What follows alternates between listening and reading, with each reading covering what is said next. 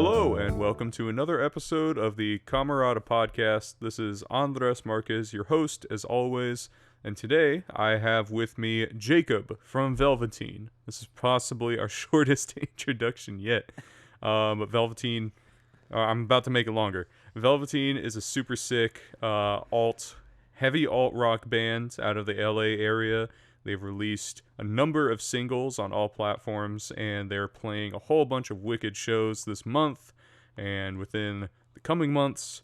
So yeah, take it away, Jacob. Oh, thank you so much. Again, my name is Jacob Jimenez, and I am the guitarist, vocalist, and I do all that stuff for Velvateen. Mm-hmm. Cool. Yeah, Velvateen, from what I've seen, is a two-piece. Yes. So you guys get a heavy sound with just two pieces. That's always cool to see. Yeah, I mean, it took a long time of trying out different things that would help the sound. Mm-hmm. I think essentially the reason why we kept it a two-piece, though, is I admit I'm not the best person to work with. Like, if things aren't sounding good, I'm very quickly to say it sounds like shit, do something else. If you're not thinking on the same wavelength as me, mm-hmm. I'm going to be like, why are you wasting my time? And I can be because I'm as hard on other people as I am on myself, and I beat the fuck out of myself. Mm-hmm. So I expect other people to work or put in as much as me. So, I figured, you know what? Let's just get a drummer, and if he could put up with me, we're good. All right. I got lucky that when I started the band with my friend Sky, and me and him, we were very much alike. Mm-hmm. So as much as someone on my wavelength, but on that same note, we were so much alike that neither of us were ever backing down on anything. Mm. So, that didn't work. Like, now we're still best friends, but we just figured, it's probably not good for us to work together. Yeah, that makes sense. Sometimes if you're, really dedicated to a specific sort of sound that you're aiming for, a specific like atmosphere that you want around your work, then dedication will definitely drive some people away. When you really just need when you know what you want, you know what you really want out of an artistic work. Well, I mean, on Sky, I'm not gonna say he wasn't, because he was dedicated, but the thing is, he had a different vision. Yeah. I think his vision was going more towards like a punk sound more, and also like the style. Yeah. And whereas me, I was going more for like the heavier. He would have called it pop. Mm-hmm. But I don't think we sound poppy. But no. I guess he would say it's a little more easy on the mainstream ears. Yeah. Compared to, he wanted more of like a punk, straightforward thing. Mm-hmm. And neither of us wanted to back down on what we wanted. So, I get you. But now he's got 3 beautiful kids. Oh, no and way. he still dabbles. He has a band called Rot Bite that he's in also. Mm-hmm. So he still dabbles in that every now and then. But he's just living the dad life now. That's cool. I dig that. I haven't been trapped yet, so I'm not. Yeah, for sure, dude. I know a few people in that position. Mm. And you know what? Kudos to them. If that's what the life they want to live, then they're doing it. And you can't really fault anybody for that. So, you know what? Some people say it's life changing. I'm like, I'm not. I always tell my girlfriend, I'm not done being greedy yet. Yeah. I'm not done being selfish. I get you. Let me get into my 30s. Probably when I hit 30, I'm like, okay, maybe I'm done being selfish now. Mm-hmm. But right now, it's like, I'm not done being selfish. It's about me. I get you. Yeah, man. It's like a lot of people want kids for themselves too. So I wouldn't say it's an entirely. Yeah, I wouldn't say either way is more or less selfish, because like at some point, like the choice to have children is very much a choice that you have with somebody else. It's not really that you can consult the child. Yeah, I mean, I love kids. That's the thing. I'm close enough to my 30s where now I'm all like, I'm starting to get that itch where I'm like, it's like I love kids. Yeah. My girlfriend, she has her nieces and nephews. Every time I'm Uncle Jacob, I'm going over there. Mm-hmm. I'm always throwing them on my shoulders. We're always having a good time. I'm always, if I'm sitting down watching TV, the youngest one will come up, crawl up next to me while we'll watch TV. I'm all like, I'm looking at her like, you little bastard, you're making me want one. Like, get away from me. Oh, that's adorable. I Yeah. love it. I might do something bad, like pull my hair so I don't want any of you. I love it. So, Velvateen, if you don't mind me getting back to that. Of that course, topic. of course. Velvateen, how long have y'all been around? Because Too long. too long? I mean, let's see here. I think we started back in 2015. It's been a long road, and I can honestly say that I'm the first person to say that I'm not exactly pleased with where we're at already. Mm-hmm. But at the same time, when I first started, it was fun. Yeah. That's all it was. I was playing. It was fun. But I didn't start looking at it as like a probable business until right before COVID hit. That's when I was like, hey, you know what? Maybe if I started looking at this like as a business, it might actually go further. Mm-hmm. By that time, I was already a few years in. Yeah. Some of my counterparts, they were already had that mind state way early on, so they took off. Like the Red Pears, they're selling out the Troubadour, they're selling out the Roxy because they had that mindset from early on. Yeah. But you know what? I noticed that ever since I started getting that mindset, because before it was just kind of I was taking whatever was given to me and just having fun, and now I'm just like giving myself plans, like I'm gonna do this, I'm gonna do that, and now it's starting to pick up a lot more. Let's see here, we came out of COVID swinging, I guess you could say. First show back that we played was at this place called Bricks in Maywood. It's over there by in the middle of the Slaughterhouse District, and that show, I think capacity was 250, but for our set, they still had a whole line of people waiting to get in. Jeez. So there's probably about just over 300 to 350 people for our set. And the thing is, I know they were there for us because the bands, unfortunately, I don't like to brag, but it's kind of one of my prouder moments. The bands before and after us, they only had half our crowd. So I was just like, it was actually a really proud moment for me to see that, all these years of playing little dive bars to 10 people, and people were actually still paying attention to us while everything was locked down and wanted to come see us. That's huge, dude. So, that's huge. Yeah, and then we came out that swinging, and then we have some shows coming up. Yeah. Smaller shows where I have a new drummer, so I'm getting him used to playing in front of crowds. So I don't want to throw him in front of, a lot of people all at once. Yeah. So I'm booking little bar shows here and there. I think we're playing in Compton my homie has a Taco Tuesday at his restaurant. Oh, at Alexander's? Yeah. Oh, that's cool. And so we're playing over there on the 12th just to kind of get him warmed up. I've been working with him for a little bit, getting the songs, because we're playing. Do you remember Crazy Town from the late 90s? No, that dude. song, Come My Lady, Come My Okay, Lady. now I do. That I don't remember. They're the one hit, but we're opening for them. No way, really? At the Tiki Bar Holy on November shit. 27th. Yeah. That's awesome. So we're opening for them, and so I'm pretty excited. But for a show like that, I've got to make sure this new guy, get his feet wet. I don't want to just throw him in front of a big crowd. Yeah. So I'm getting his feet wet. We're playing a little small shows where if I can just get my friends there, just to heckle them a little bit, throw some tomatoes at him, tell them you suck. Oh my god. Get him some thick skin. It'll put some hair on his chest. Or make him hate the industry. It could go either way. I mean, you know what? He's gonna learn. I found playing in the scene for as long as I have been, you're always gonna get people just talking out the side of their neck, just trying to talk shit. You got to get used to it. You're not gonna get praised at every corner. Oh, for sure. We have one thing that had always annoyed me, because we're a 2-piece band. As after a set, people will come up to us. They'll come up to me. You really need a bassist. I'm like, you really need to shut the fuck up, mind your damn business. I don't see you coming up here and making the sounds that we do with two people. Like, you know, that's a mission. So, but yeah, I mean, he's open to criticism.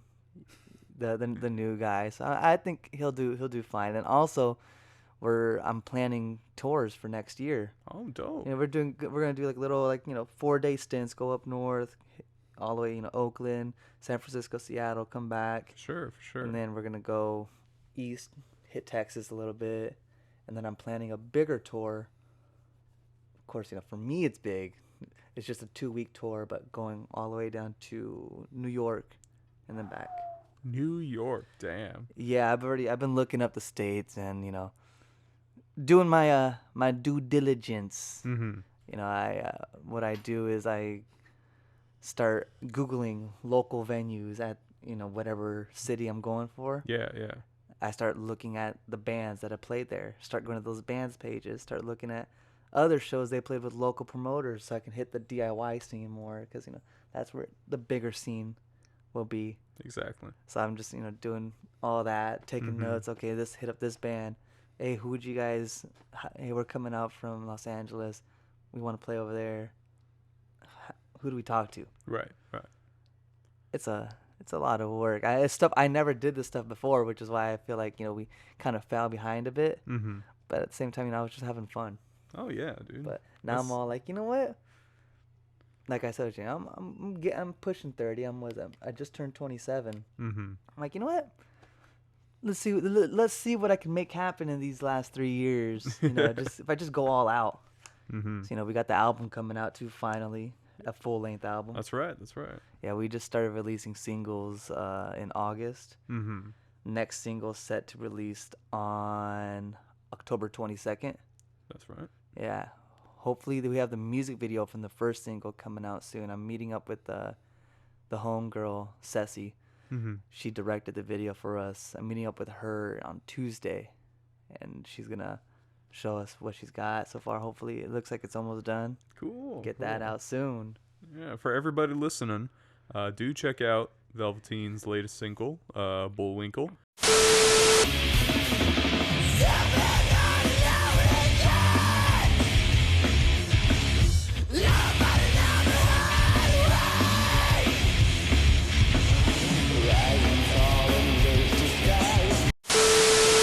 And depending on when this comes out, I'm hoping to have it out soon.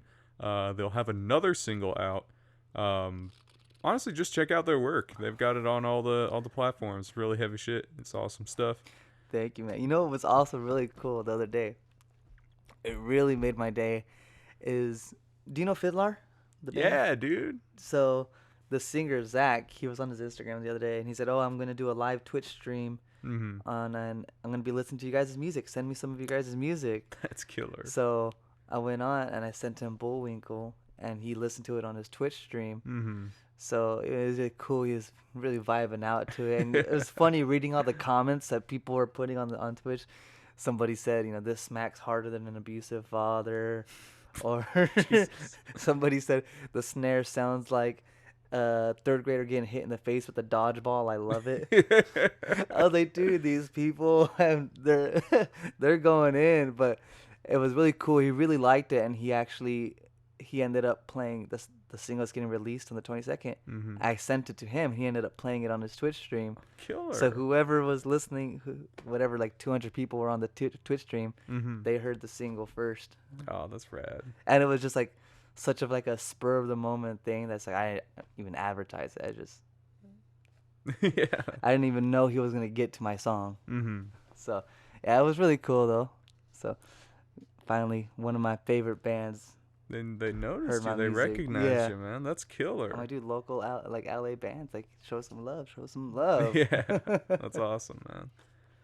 All right, so if you don't mind me taking like a quick tangent, I did want to ask, like, music is definitely a passion of yours. Yeah, seems like it. Probably is, based on the pure dedication I see coming from you to the craft. What else do you like to spend your time doing? Like, what else fills your life? Like, it sounds so cliche to say that this music takes up most of my time, but it really does, because after work, if I'm not, I go to the gym. Yeah. You know, because being on stage, it does take a lot of energy. You get winded quick, Yeah. so I try to go to the gym. Uh-huh. But if I'm not there, I'm finding shows to go pass out flyers, pass out business cards for my band. Yeah. I got these nice size posters made, and I'm going. If I find out, okay, there's a sold out show happening here, this is a crowd of people that would like our music. So Mm-hmm. I'm going there the night before, and I'm stapling up posters all over where people are going to be lining up. I'm stapling up posters, taping posters to the walls, to the poles. You know, I got the adhesive spray, putting it on trash cans. Mm-hmm. That's what I do. I mean, besides that, you know, I do spend, you know, any of my free time that I have is either at the gym or with my girlfriend. I get it. I used to read a lot, Mm-hmm.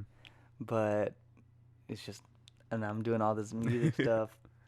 You know, you spend a lot of time on your phone or on your computer emailing venues, Yeah. looking for venues to email.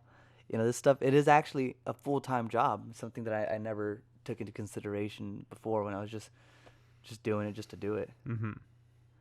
But, you know, besides music, the one thing that I recently started studying for, which would be, you know, work-wise, is to be a concrete inspector. Oh. I grew up in a union family. My dad's an iron worker. Mm-hmm. Iron worker's a local 416. And, you know, growing up, he always told me, you know, don't get into the trade. You know, it's fucking, he's like, it's great money. Those guys make a killing in money. Yeah. They make, even though my dad was always telling me, you know, go be a teacher. I'm like, dude, these union apprentices, their wages shit on teachers' wages. They make double.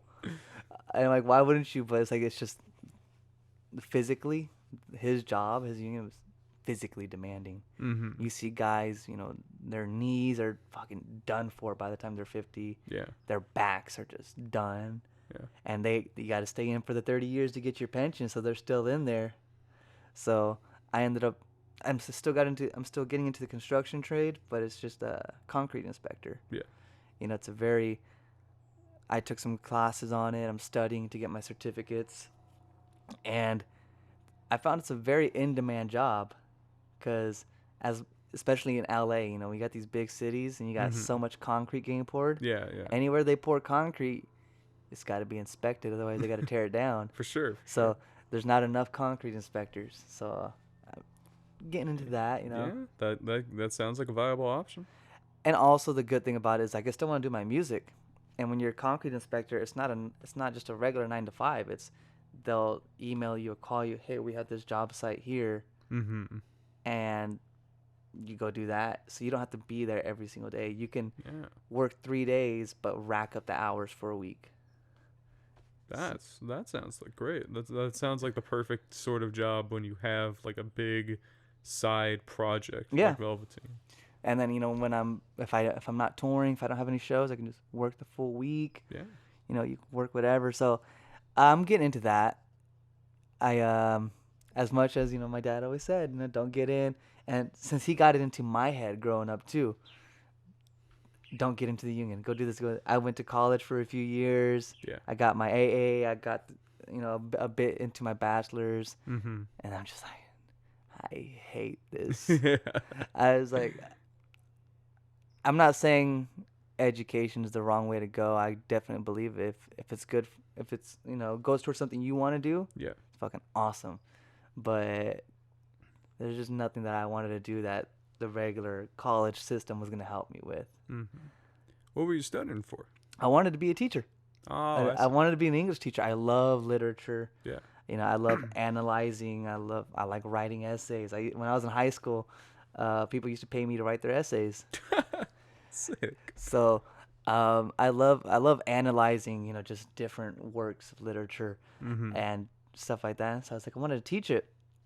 And I had a English teacher in high school named Miss Kinman, and I still keep in contact with her because she's a great woman. But she's very straightforward. She's Yeah. like, no bullshit. She tells you exactly how she doesn't care if it hurts your feelings, and I respect that about her. Mm-hmm. And I told her, you know, about oh yeah, I'm doing all this and that, and she told me, if you're gonna be a teacher, you have to do it because you actually love teaching. Yeah. Don't get into it for the money, because she says there's no money to be made in teaching. She told me, most teachers have to have a second job, Mm-hmm. and then people, when you're growing up, you think, oh, teachers get summer vacation off. It's like, no, you got to find another job for that 3 months that you're off. Yeah. You got to find another job. Yeah. So she told me, just straight up, like, unless you love teaching, you're gonna hate it. Mm-hmm. And I was tutoring people while I was in college. I was tutoring kids for about 2-3 years. Yeah. No, these newer kids, they're on another level. They were. I couldn't I couldn't do it. I don't know how teachers are gonna deal with these kids. How old are you? I'm 24. You're 24, so yeah, you're not that much younger than me. No. But when growing up, if I was messing up in school, it wasn't the teacher's fault. It was my fault. My dad, he never called the teacher. Why is my kid failing? My dad would look at me. What the fuck is wrong with you? Are you fucking stupid? They give you all this shit. What's wrong with you? Because he knew I was fucking around. Yeah. He knew I was going to class. I was going to sleep in class. I was probably ditching. It was never so. But these newer kids, it's the teacher's fault all the time. They blame the teacher, especially when I talk to my old teacher, Miss Kinman.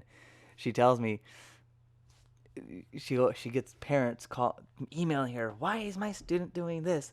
Why is my kid, why is their grade right here? And she'll just like bring up their homework assignments. Mm-hmm. They didn't turn in those 4 assignments that were worth a big part of their grade. Mm-hmm.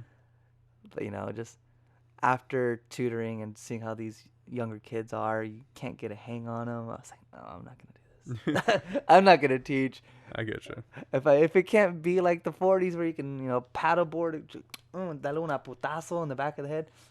I'm good. I'll let someone else. Someone who actually loves teaching. I don't like it that much. Fair enough. Yeah, it's a strange world we live in now. Like, I think many of the cracks in the public education system have been showing for a good few decades now. You're seeing like the education's getting defunded more and more and more. Yeah. I know, because when my dad was in high school, my brother, we all went to the same high school. Yeah. We went to Gar High School, and when my dad was in high school, he's like, you had metal shop, wood shop, auto shop. You had all this. You had the cooking classes, everything. Mm-hmm. Okay, you go. My brother's 5 years older than me. When he's in there, they still have most of that, but they're starting to lose money, so they're taking away.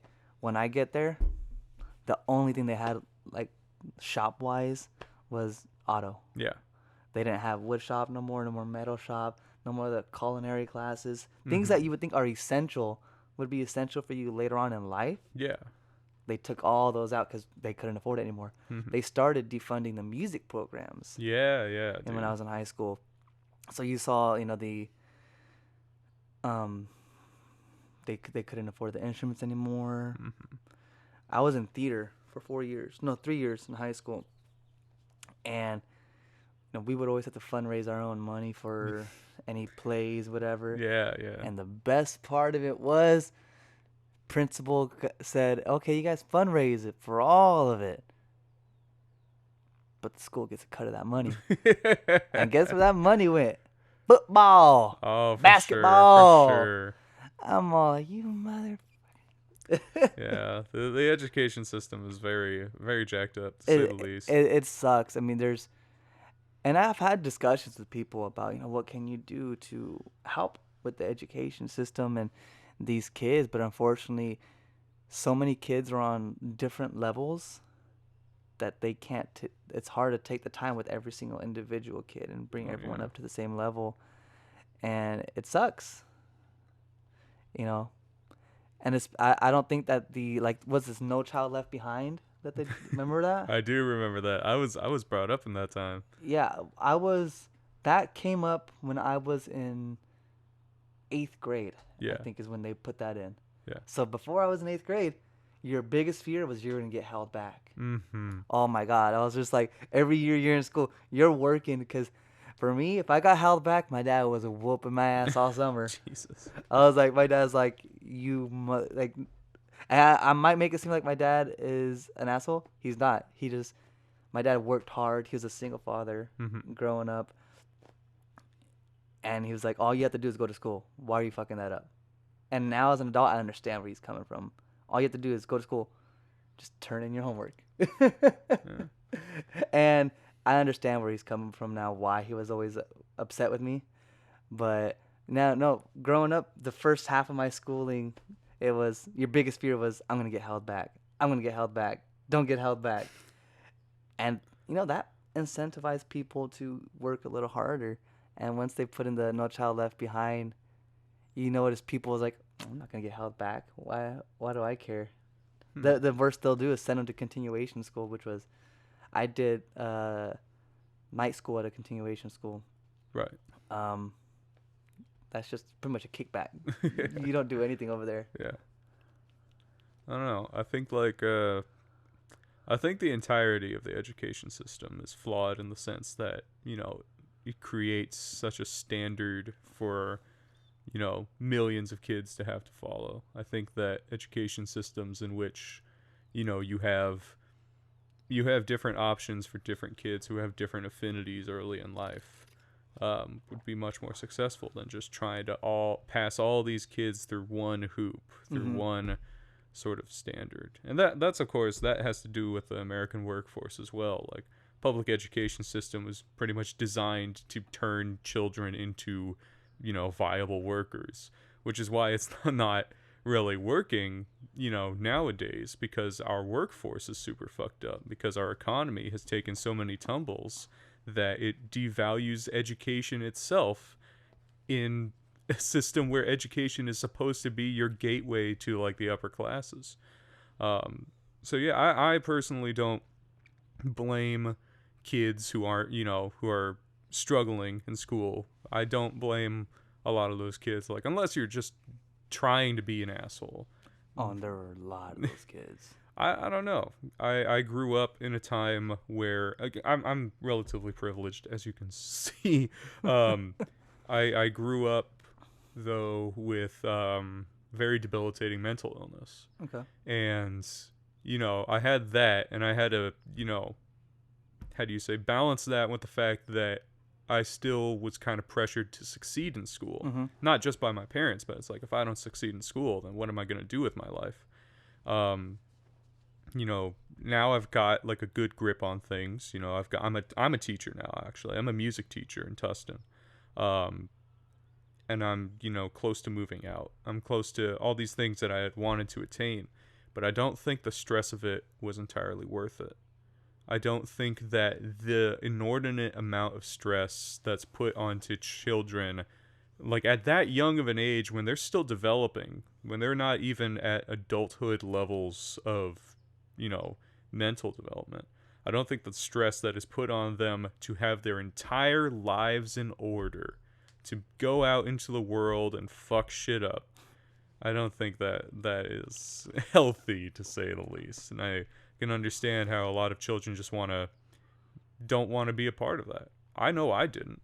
Like, I saw that as my only option. And now, I think that there should be more options made available to kids who don't want to conform to this incredibly archaic system that we live in. And that's where another thing about funding is that without funding, those options aren't available. Like how you said, it's a good thing that throughout the years, how you said you grew up with the debilitating the mental. Yeah. And before, was it in the 80s when our parents were growing up, they didn't have that. There was no way of knowing that. Now, but when you take away funding, there's no way to help kids that have issues. Yeah. They're just going to lump them up into one class. Yeah. So funding is always the big thing, which will help these kids. And like how you say, you grew up in this area. I grew up in Artesia, which South LA area. Yeah. A lot of the kids that were in there, that were fucking around in class, we're all hood kids. Yeah. So none of us wanted to be there. We wanted, friends that I grew up with, they wanted to be out there on the streets making money. Yeah. They had to be there on the streets. They had to be in school, so they're making money in school. Exactly. But like how you say, upbringing is also completely adds into that factor. Mm-hmm. Just different lifestyles, and that also puts you on how you're gonna act when you're at that age. Yeah. But it's always an interesting thing, and like, what would you say? Because funding's always tight, and California is such a big state to find where to distribute the money, which of course it should be, in my opinion, it should be no question that education gets funding first. Yeah. So out of everything else that we have, what would you say they should take funding from and put it towards education? The police. Okay, let's go into that. Yeah, I believe that the policing system we have today is also incredibly archaic. Okay. I mean, I'm not sure how much you've read into it, but, I've done my best to educate myself on the matter. And policing is entirely... The policing system is made, no doubt, in order to protect property. It's not actually to serve communities. And we know this because the communities with more policing have more...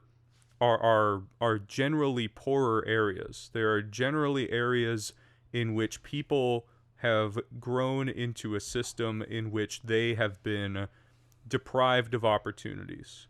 You have police in those areas to create a system by which these people either fear, going against any sorts of laws that wouldn't be or not laws, but any law enforcement that wouldn't be prevalent in more affluent areas. You either do that to put fear into them, or you do that to, create a system in which they are more heavily incarcerated. And heavy incarceration actually benefits, it benefits bigger businesses, because a lot of businesses nowadays are taking free or generally very low paying labor from prisons. Boeing does it. A lot of fast food chains do it. Wendy's does it. A lot of these large corporations have complexes within the prison system by which they profit off of prison labor. So it makes sense if you want a certain kind of person to not have a political voice, and if you want a certain kind of person to perform labor for you, and through that not have them be able to really fight against the kind of world you're creating, then you just, make them criminals. Yeah. That's all you got to do. Once you make a certain kind of person more liable to be a criminal, then you can turn other people against them. You can turn them against themselves. You can create a system by which they are indefinitely spiraling down into this legal hellhole, whereby they are far less likely to become successful in, the modern term of the word. That's why I think, police also, inordinate amounts of funding goes to policing. Yeah. Last year, $1 billion went to LA police alone. Take 100 million of that, put it into schools, and you won't have to be policing as much. You won't have people who believe that drug dealing or other forms of, criminal activity are their only way out of the system. You will have forms of communication through schooling that can help give people these opportunities. It's so insane that we are living in a system whereby over half of the children in our states are not receiving adequate education as compared to other equally developed nations around the world. Yet our police forces are able to acquire military-grade technology. That is absurd. And that's why I think, I'm not sure if we could necessarily live in a world right now where policing would be obsolete. I think that there has to be some form of code that is enforced. And I just don't think it has to be done in the way it's being done right now. Policing is definitely a tool of the wealthy. It is not a tool for the whole of a population. So that's my thought on. I mean, I agree on you on many points, and there's other points that I have different perspectives on. One thing, how you're saying of how, you see a heavier police presence in certain areas compared to others. I see that 100. When they're starting to gentrify certain areas, Mm-hmm. the police, they come in heavy because they want to get out those bad apples, as they would say. Where I grew up in Artesia, in the 80s and 90s when my dad was growing up there, Yeah. Artesia was hood. Yeah. It was like, they had gang violence, murder, drugs, everything. Mm-hmm. Towards the mid to late 90s, you started seeing Middle Eastern people started coming over, and they have money. Yeah. So once the money came, the police presence skyrocketed. Exactly. And then over the years, you're starting to see, they started arresting, pretty much the old neighborhood, arresting, the old gangbangers. They were getting killed. So now, you drive to Artesia now, and you wouldn't be able to tell that what it was like there in the 80s. Right. Unless you go to the north side. The north side of Artesia that still looks like they're locked in the 80s. Mm-hmm. Yeah, I don't go over there. Just because, my last name, they know who you're affiliated with. Mm-hmm. You don't go to the north side. Right. But you see that because the money was coming in, they're like, oh no, the police are going to come in here now and make sure the money stays in that city. Exactly. And it sucks because that means the kids that I grew up with when I was out there, over the years, we got lucky. We rent our house from my grandparents. Mm-hmm. So, they weren't jacking up the rent prices because property value was going up. Right. Everyone else around, because of gentrification, property value went up. My friends had to leave. They couldn't afford to live there anymore. Mm-hmm. And it sucked to see. I was the only Mexican kid around, and when you're growing up in that environment, you feel like you have to hide that you're Mexican. Yeah. Because, you're going into stores and people, and, these, people that weren't here before, they look at you like you're the old Artesia, you're going to rob us. And it sucks to see. Exactly. And then so that's what the police would do, with gentrification. They do that. My thoughts on defunding the police, I think they need to weed out the weak, is what they need to do first. When you weed out the weak, then they're going to see there's funds left over. That all that money can then be dispersed. Weed out the weak in what way? There are people. It's so easy to get into the police force. There are people in there that have no business being in there. It's just like being a teacher. Then they say don't get into it unless you actually want to do that job. Mm-hmm. But what was it? There's this Navy SEAL named Jocko, and what he does is he goes to police academies and he trains police officers. Mm-hmm. And what he does, he trains them the same way they train the Navy SEALs. They train them 10 times harder for anything they'll ever meet in the field. So when they're out there on the streets, their first result isn't going to be grab their gun. Mm-hmm. They're going to know how to actually handle the situation with their hands or with logic first before they have to. The gun's going to be the last resort. So they need to have people like that training these police officers. And if you can't handle that, you're out. Mm-hmm. And you imagine the police force would probably get cut in half. Perhaps. Because a lot of these people, they wouldn't be able to handle, that kind of training. And so I think that if you were to do something like that, you weed out the weak. The people that are there, those are the people that actually want to help the community. Mm-hmm. And then from that, you're not going to have to pay those cops their, whatever their salaries, because they're not there anymore. So that's money that can be later dispersed. Because if you talk to people, I don't know your friend group, but if you talk to people that grew up in the hood, their worst idea is to get rid of the police.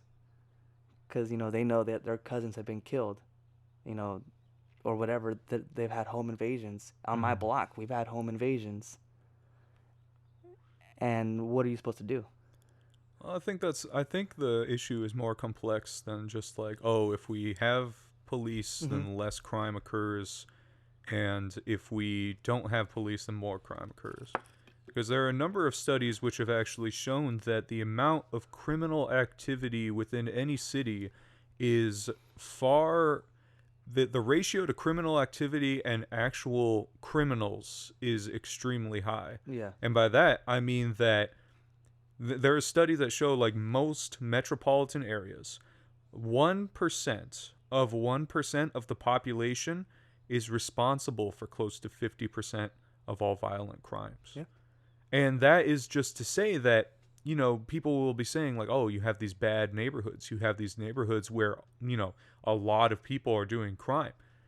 But that's not the case. It's just that there are these small groups of people Yeah. who are most involved in crimes, and they end up becoming representative of the neighborhood themselves. And if you couple that with the fact that, again, policing does not reduce crime, it actually is shown to increase crime in most neighborhoods where policing is more heavily, is more heavily performed, then that just begs the question, like, are the police doing what they should be doing?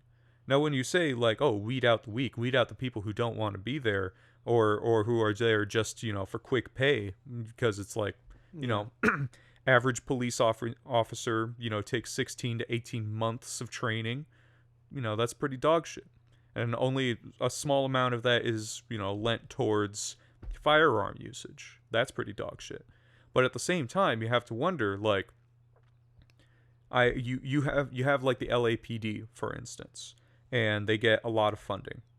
However, you also have, the fact that when you train police, because this is what I want to know. My bad. Mm-hmm. I'm got a little brain foggy. When you bring up this person, Jocko, I want to know how exactly he's being trained, or he's training these police officers. Because, like, most instances in which police officers are involved aren't violent crimes. Yeah. You get a police officer involved in like a burglary, which isn't technically violent against a person unless, there is a moment of self-defense. You get police officers involved in like, oh, somebody graffitied my store. You don't need a police officer for that. A police officer should be, if you're going to have a policing system, have a police officer there for when somebody's trying to, like, raid a mall shop and he's armed, or have a police officer when somebody's like, oh, this guy has been abusing me and I don't know where else to go. Mm-hmm. Because police officers aren't trained for that. Police officers aren't trained to be able to handle sexual assault cases. In fact, 44% of police officers are, have been tried have been tried for assault. Yeah. Not assault, abuse in the household. That's the correct term for it. So you have this group of people who has been assigned for an immense amount of peacekeeping tasks who barely know how to perform any of them. And a lot of them don't even know how to use a firearm correctly. So what we're saying is they should be designated to a few specific things. Exactly. Because you're spreading them out too thin. Exactly. And they're going to fuck up. Yes. And they're going to fuck up. So, yeah, funding needs to go towards other places that would help a community, But then also, how you're saying, oh, shit, about burglaries and stuff. How do you feel about people owning their own firearms to defend themselves in? I think that people should be able to own their own firearms to defend themselves, but I think that in the long term, there needs to be a culture in which firearms are not glorified as some sort of strange media-inflected tools of, like, self-preservation. If you look at countries in Scandinavia, these countries have actually close to, if not higher than, on average, because there's like 5 countries in the area, they have close to, if not higher than, per capita gun ownership than the United States.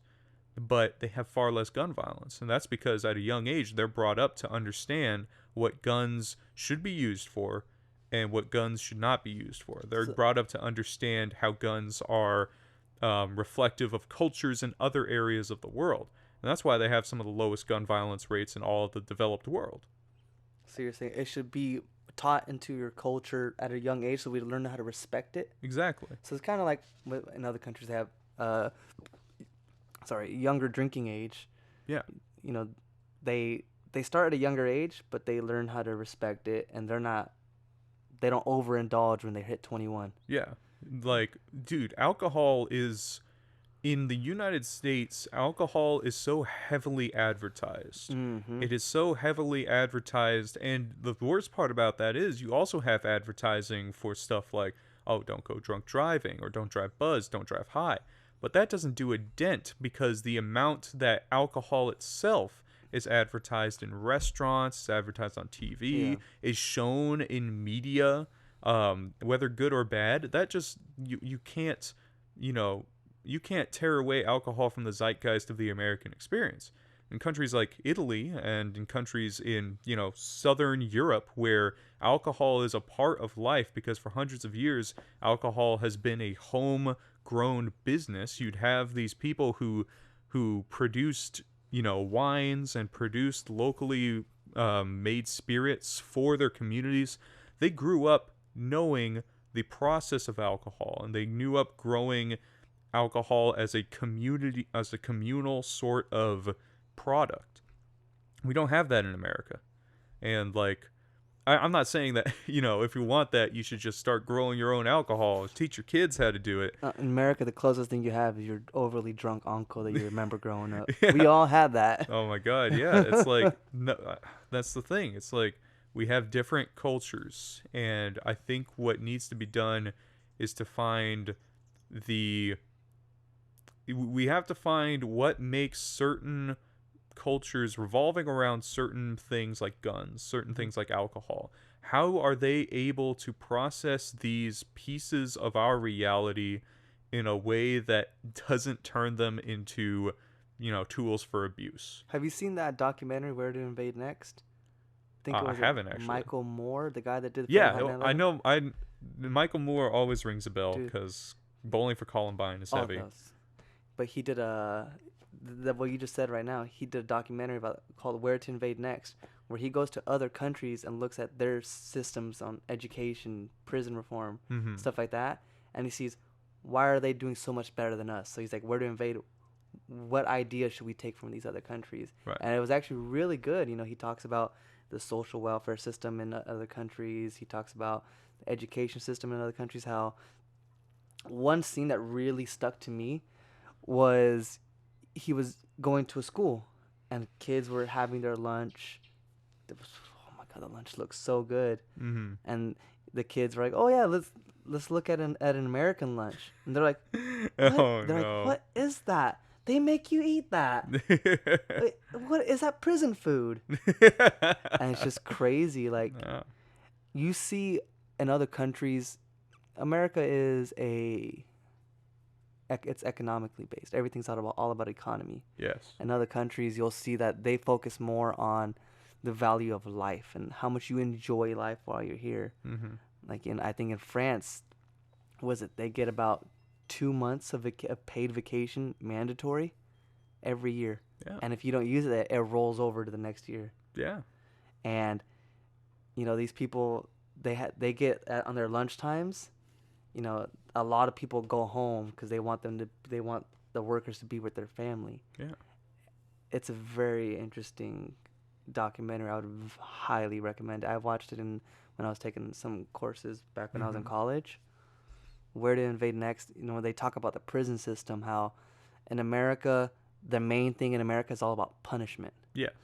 In other countries, their thing is more about rehabilitating these people so that we can put them back into society so they won't, figure out what triggered them to be this way. How can we put them back out there in society so they can contribute to society? Yeah. When I show that to some people say there are some occurrences that they probably shouldn't be let back into society. Yeah. Like someone's a serial killer, someone's a they do things to children, they probably shouldn't be let back into society. But you have other things, like, you can be rehabilitated. Yeah. I mean, that goes to the prison system out here. There's people still in prison for weed. Shouldn't be. Exactly. It's legal. It's been legal in California for how many years now? And there's still people in prison for weed. There's people in prison for minor drug offenses.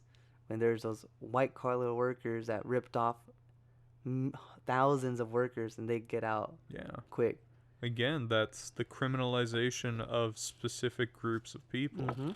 Like, if you even look at weed cases in general, and generally people of color will be given more strict punishments than white people. Yeah. For the same crimes. I mean, can you say that in your lifetimes have you been stopped walking down the street by cops and frisked and stuff like that? No, because I'm white passing. That's happened to me numerous times. I've been pulled out of my car. I've been frisked. I was with my dad once, pulled us both out of the car. And they're like, "Where's the shit at?" What the fuck are you talking about? You fucking guys, because we just so happened, we lived next to the neighborhood crack dealer. So they see us rolling up. We're right there pulling up in front of our house. Yeah. We're making U-turns so we can park in front. Where's the shit at? You see two Mexican guys in a brand new truck by the crack dealer's house. Where's the shit at? Fucking 2:00 in the morning. Me and my dad in handcuffs. My dad used to get pulled over all the time because he would, you're coming home from work. Yeah. He'd always have a bandana on and Lokes, because that was what he wore. You know what Lokes are? No. Lokes, it's just the glasses, the sunglasses brand. Oh. But you always see all like the cholos wear it. That's their thing. And my dad got pulled over so many times just because of how he looked. Right. We've had to deal with shit like that. That's gross. It sucks. It definitely teaches you. Like, I don't know if when you see a cop driving behind you, if you panic. Yeah. For me, dude, every single time, even if they're not lighting me up, as soon as I see a cop behind me, I'm like, fuck. I'm like, this is it. Fuck. And I remember leaving the gym, and I was leaving the gym. I was probably like 11, and a cop was behind me for about 3 blocks. The city blocks. Yeah. And the whole entire time, I'm like, fuck. I'm like, they're gonna fucking get me right now. Yeah. I was like, I'm all like, even though I know I had nothing in my truck, I'm thinking like, fuck, what do I have in my truck that they can get me for? I'm like, fuck. See, that's the thing. Like, we're made to, or certain groups of people are made to fear the police. It's mostly the sheriff. Lakewood Sheriff fucking sucks. Yeah. I hate Lakewood Sheriff. And they're the ones who are in charge of like the cities around right there, like Paramount, Artesia. Yeah. I fucking hate Lakewood Sheriff. They're such dicks. Every time they know me already, and they're always fucking assholes. Every time they see me, I fucking hate them. It's a gross situation, to say the least. Like, and I cannot express how I am indeed lucky. I'm Mexican, but I pass as lighter skin, and I've grown into middle class wealth, and it almost like I don't know how to describe that feeling that I've grown with, where I'm relatively safe. But I think it is gross. I don't think anybody should have any more privilege in that regard than anybody else. In a world where we have all the resources we need for everybody to be happy and for everybody to live a life in which they don't need to fear for their survival, I don't think that any of this is necessary, and I think that it's evil that we have to live in a world where people fear in that sort of way. I mean, yeah, it is. And the thing is, the version of utopia is great, but in the eyes of America, how does that help America financially? Exactly. And that's the thing. Everything, at the end of the day, everything comes down to money and human greed. Like, for example, like when we talked about violence or having less police. Yeah. At the end of the day, you could have less police. People are still the problem. Greed. People are inherently greedy. I think for the most part, you can see when it comes down to it.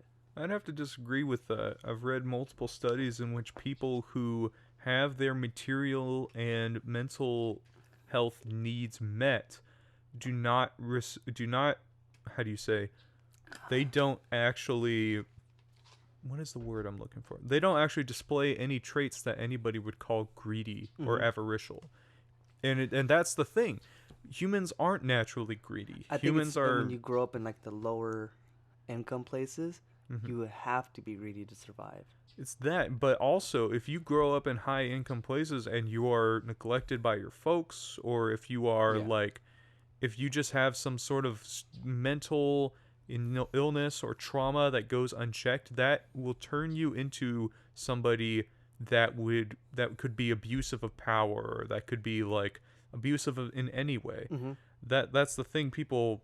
I would hope people can understand as we go further into the future, is that people are not, they're not naturally greedy, and we're not naturally evil. We are contorted by a system in which greed is rewarded if you do it the right way. If you sell subprime mortgages to people right before a huge financial crash. If you sell cars to people and you mark it up $10,000 every dealership right now, because I work at a dealership, fucking assholes. Yeah, that's the thing though. If you perform the right amount of theft, or if you perform the right kind of theft or the right kind of crime, then our legal and economic system will view it as you just, hustling. Dude. That's you just performing what needs to be performed in order to become rich. Have you ever worked at a place where like sales is like the main thing? No, actually. I've worked in the auto industry for a bit now. From a business perspective, I'm sure everybody knows this. These are just fucking slimiest motherfuckers around. Like a lot of these salesmen, if they weren't salesmen, it's like, yeah, dude, like as individual, as people without the business, yeah, they're cool guys to hang out with. But when it comes to fucking business, dude, when they bend you over, they don't even want to use lube. They want to put sandpaper on their dicks. Jesus fucking Christ. And I'm in the break room. I'm in the lunchroom. I'm a photographer over there. That's what I do. Yeah. I'm hearing them talking. They're talking, oh yeah, I got this deal, got this, and you hear the finance people, yeah, fuck yeah, they signed on to this. But dude, you guys get hard-ons for fucking over these people that can barely afford payments. Yeah. Dude, that is fucked. And you're hearing, like right now, I'm sure, have you heard about the whole like car thing? It's right now is a horrible time to buy a car because they're marking up cars right now $5,000 to $10,000 at every dealership because there's a car shortage because of COVID. Right. Yes, there's a huge shortage in almost every form of product right now. There's a shortage, so because people still need cars, but there aren't as many cars, dude. The markups are unbelievable right now. Yeah. And I'm over here. I'm doing. After I'm putting in documents, I'm making files for the cars. I'm like, dude. Like for a used car, I'm like, okay, we bought this car from this person for $5,000. You marked that motherfucker up to $18,000, and they're still gonna sell it. I'm all like, dude, it's crazy. It's slimy. I mean, I've had family and friends hit me. Hey, do you know where I can get? No. Don't get a car right now. You better Fred Flintstone that motherfucker right now.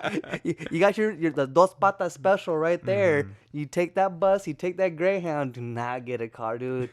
And the thing is, usually before you go to a dealership, you can haggle down the price a bit. No party's gonna be left happy. Yeah. But you're gonna be at like the number you both can do. Yeah.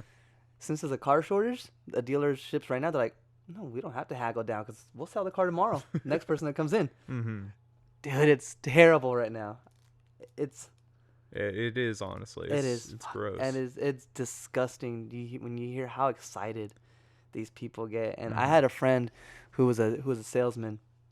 And the thing is, he was trying so hard to help people, giving them the best fucking number possible. Yeah.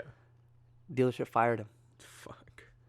because he was bringing, because he was always working with like the lower income Hispanic families, because he's Mexican. He grew up in the hood, so he's always trying to help out these, whenever he would get lower income Hispanic families, always trying to help them out. Oh, you know what?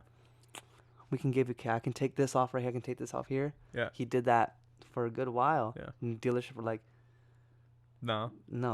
Like they're barely breaking even on their end. Like, no, we need a profit at least, $5,000 to $10,000 per car. Yeah. And he was just like trying to help out these families. Like, there's no room to have a good heart when you're in any kind of sales business like that. And it sucks, because that's the thing is, these guys, I get it. It's their paycheck. They have families to feed. And I talk to these guys. They're all like, dude, if they don't meet a quota, when you're in the car dealership, salesman, it's like a revolving door. Yeah. They come and go. Because if they don't meet that quota, they're gone. So you're seeing these cars, and like, yeah, it sucks because they have to screw over these customers. But at the same time, throughout the month, you see them panicking the whole time. Like, dude, I just need fucking 2 more cars, and they got 3 more days. Like, I can't fucking find anybody. Like, dude, they're like, the manager told me this is the last straw. Like, I'm gonna be fucking gone. And you talk to them, they tell you, I got mortgage. He's got his 2 kids in college. He's barely trying to make it through. Yeah. So it's like, at the same time, you say these guys are fucking grimy, but at the same time, when you work with them, you realize they're just like us. They're just trying to fucking hustle just to barely make ends meet. Yeah. So it sucks that America puts that into our heads. The system out here, like, either you fuck someone else over or we're gonna fuck you over. Exactly. And it sucks. It's a very unnecessary from a pure resources perspective. And this is the last thing I'll say before we wind down the cast, just because I got to get some work done before I go to band practice today. Yeah. All I will say, we live in a world where there is 9 billion people's worth of food produced annually. Yeah. Yet America, and other countries as well, but America wastes a third of their food because it is actually not profitable to give food to people who need it. Same thing with homes. There are actually more empty houses and empty apartments that could be used as homes in America than there are homeless people. But, homeless people can't pay for a home. Dude. So it's not profitable to give them one. Have you ever been to Detroit? Yeah. Well, no, I've never been to Detroit. I've seen many videos of it because there are a lot of... I'm very interested in Detroit because there are a lot of projects going on right there that I feel are kind of breaking the mold of people's perspectives on Detroit as an experience, or as a city. But go on. Yeah, I went out there maybe after I graduated high school about 10 years ago. And Detroit was another fucking place. Dude. The best way I can describe it at that time when I went out there, it made South Central feel like the suburbs. It was fucking bad. Like, the guy that we were with, we barely just went through like a little sliver of Detroit. And he was all like, we're not going deeper in. It's like, no, they will pull us out of our car. Especially because, they can tell that we're not from there. Yeah. They will pull you out of your fucking car and rob you. And I was all like, shit. And then here I am I'm playing shows in South Central, East LA. You're walking a half a mile to your car and I feel fine. Yeah. But over there I was like, nah, we good. But talking about how these lower income cities, one thing I did want to say that I would hope that your viewers would hear is something I wish that they did in my high school. You know how in high school they always have the recruiters for military come in all the time trying to get people? They had them at my place too. One thing I wish that they did was do that shit for, because they push so hard college. Yeah. If they had like trades, like unions, dude, if my dad didn't get it into my head that joining his trade was so bad, and if you had people come into my high school tell me, oh yeah, come join this union, you guys start off at $25 an hour, you're gonna get full benefits, you join the apprenticeship, at the end of your apprenticeship you're making $50 an hour, you're making 3 times more than your teachers here. Mm-hmm. I'm all like, if they would have told me that, dude, I would have joined a union right out of high school. So any listeners out there, if you guys, especially, I think they should make these things more present in like lower income places. Yeah, dude. Because you know how people, when they come out of prison, they're all like, they always say they go back into the life because nowhere else will hire them. Yeah. Dude, there's my dad's union. Most of those guys, they're all ex-felons. But the thing is, like, if you want to put your body through hell, but you're gonna make a fucking killing. Yeah. You can go there. That's it. They will hire you. Like, they don't want your mind, they want your body. Cause dude, there's guys that, you know, I grew up in that union. I talked to all of them. There's guys that, you know, they were banging since they were 14 years old. They went to prison. They did a 15, 20-year prison stint, came out, joined the union, and they're all like, dude, they always say that they wish they knew about this shit before, because this would have been their way out. Like, now you talk to them, like, yeah, of course, if they take off their shirt, you see they're all fucking, they got their body all tatted on them. Yeah, yeah. But you talk to them, and they're all like, you know, now they got a nice house, like in Rancho Cucamonga, whatever. They took their families out of the hood, and they're all like, they're able to go on vacation all the time. They're able to travel. They're able to comfortably put their kids through college. Yeah, dude. And they're all like, trades, and I get people say, oh, unions are thieves. If you're actually active in your union, you participate, and you know who you elect in as your official, just like in your city. If you know who you elect in, you're going to be good. And I would highly recommend anybody that feels like, because, you know, when I was in college, I didn't, besides being a teacher, I was like, fuck, I don't know what other option I would want to do. Right. Dude, learning a trade, I wish they told me that in high school. There's nothing wrong with learning a trade. Not at all. Dude, you're not always gonna need teachers. You're seeing that a lot of teachers, they're getting rid of teachers more. Yeah. You're always gonna need plumbers. You're always gonna need an electrician. You're always gonna have skyscrapers getting built. Trades, you know, you always need those people, no matter what. I always tell younger people, dude, if I've had cousins tell me, or, you know, friends, you know, people that I meet through the music and the scene, they're like, oh yeah, I just graduated high school, I don't know what I'm gonna do. I'm like, dude, look into a trade. Like, they make money.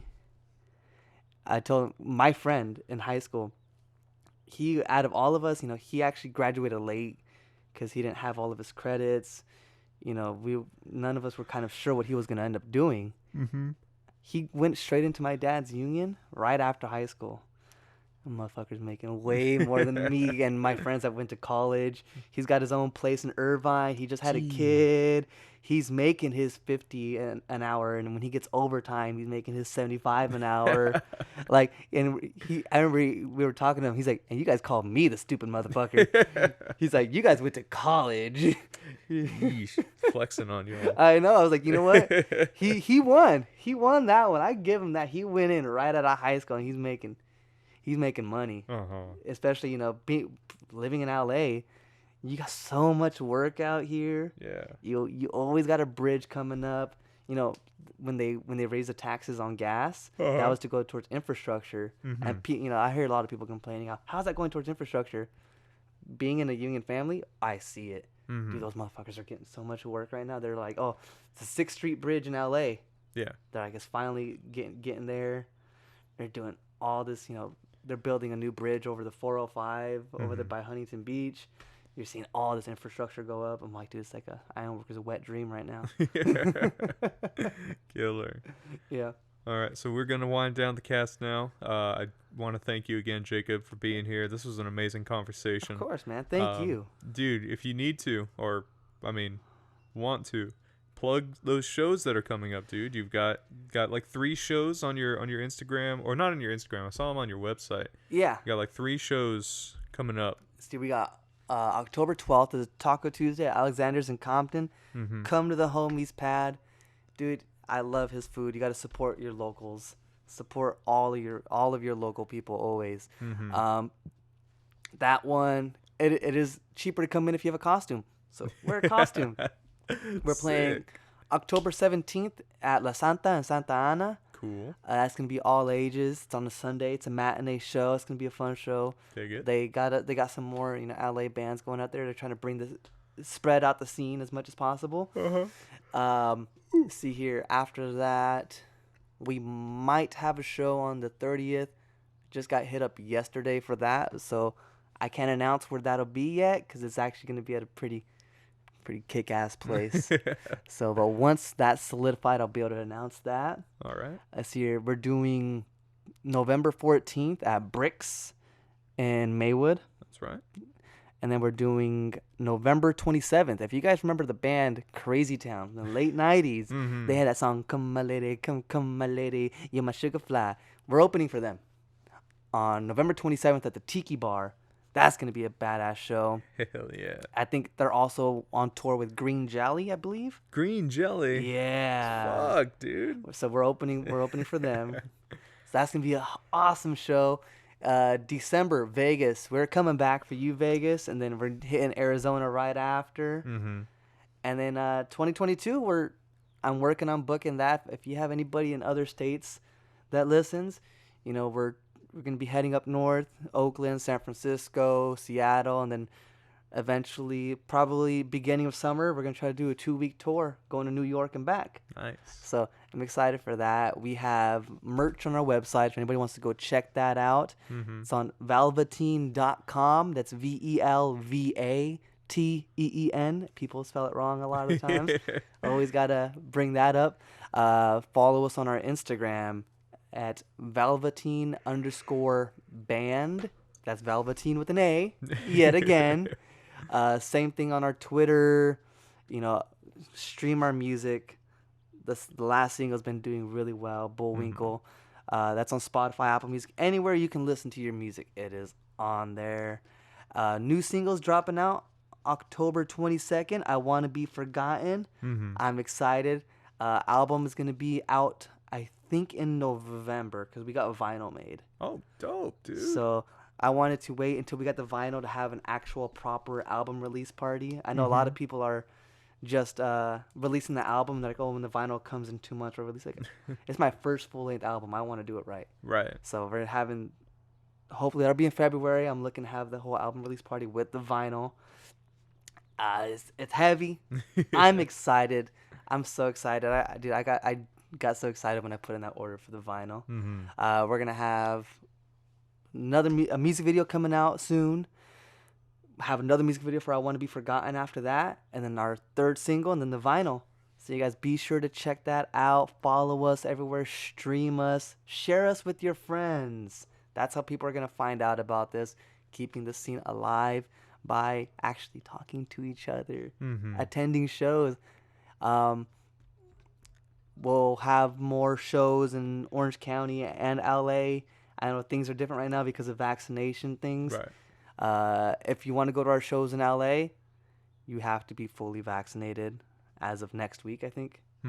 So if you want to go to our shows in LA, be sure you have that. Orange County, I don't know anything about that yet. As far as I know, you still don't have to have anything. So if you want to go to the Orange County show, just come to a show, come say hi, get your merch, rock us. We love you guys. Thank you guys so much. Awesome. And thank you to everybody for listening to the CamerataCast. This has been Andres Marquez, your host as always. And catch y'all on the flip side. Adios.